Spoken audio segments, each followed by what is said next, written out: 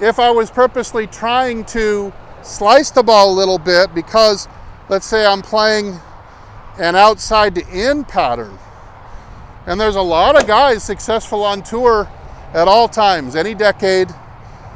Current golfers, Brooks Koepka, Dustin Johnson, Victor Hovland are all great examples of players that win millions of dollars every year swinging outside to in.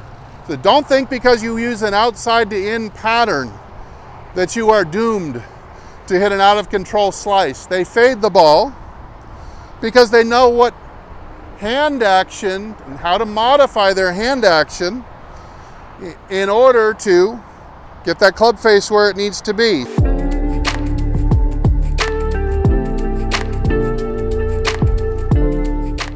If I'm going to play outside to in, I need to slightly under-rotate the forearms in this position as I go through the ball. And then I can certainly play successfully from outside to in.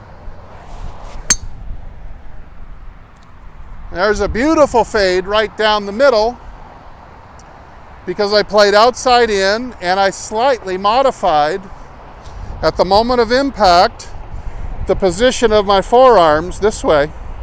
There's for a fade, and here's more for a draw if you're going to try to curve the ball intentionally and play your natural path. Now this next part is going to start to seem a little bit more complex, and it is. It's been a lot of mystery over the last 10 years or so that's been kind of unraveled one strand at a time. Now that technology is able to analyze the motion of the club in 3 dimensions and inversely go back and calculate what forces must have been used on the grip in order for the club to move through space in that particular manner in that much time. This time would also suggest speed or acceleration as well. And so, the handle path becomes paramount to a very good golfer. This is where you start hitting the ball long, start to get better, and you really want to start performing. You really start to have to pay attention to this end of the journey and how it controls this end of the journey. How your handle moves through space will have a great deal of influence on what hand action, what combination of wrist joint movements that you're going to use to be successful. So for example, if the handle of your club moves outwards more, this way, and perhaps you get the wrists turned down a little bit. Again, you're going to have to do that a little bit. That's that ulnar deviation again is going to have to occur in order to keep hitting the ball this way. If your handle is traveling in to out a little bit too much. Remember that the head responds to the handle quite a bit. So here, the head wants to trail behind the handle. It's seeking to fall in line, always. This end of the stick is always seeking to fall in line with this end of the stick.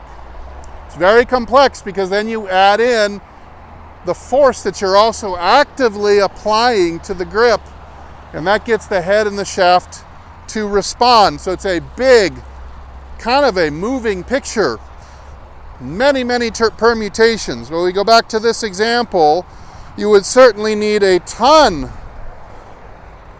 of pronation, supination this way, because the club face is going to tend to come in open, and the path will tend to come in to out.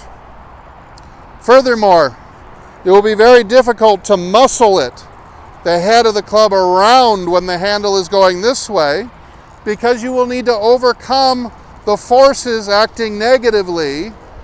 The club is trying to fall in line with the direction of the handle. That puts you here.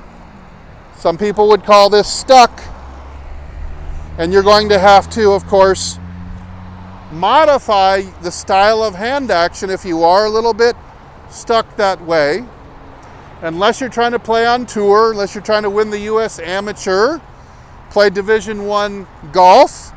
If you're just a casual golfer, you just have to modify the hand action and make sure, if you play this way, that you better be turning that toe over like this so that you can square the face and not leave that ball high and out to the right. Again, you're modifying the action, the basic 6 actions that we described earlier. You're simply modifying those in order to match up to the hand path that you typically have. Now, if you really want to get good, you've got to probably correct what this end of the stick is doing, but this is generally going to be controlled by the actions of the body, of the big part of the body that swings the arms around you, and so, to somewhat extent the swing of the arms, but this is a different video, of course. If your hand path is working on a beautiful arc this way, and it's curving inwards and around and back up and to the left again, it's like you're pushing a tree this way. It only takes a little bit of a force to get it rotating, as opposed to if it's going this way, you're working against gravity. So if this end of the stick is turning the corner like this, it's causing just any small amount of force. Again, that right wrist, in our standard model, our right wrist was simply an extension, and we're just flexing the elbow from there. Here, we can get a lot of assistance in returning from extension back into our golf anatomically neutral here, where we started, and then some from the momentum, taking the wrist into slight flexion on the follow through. This will be assisted greatly, almost like having someone push you on the swings when you're a child, if this hand path is curving through space, something like this.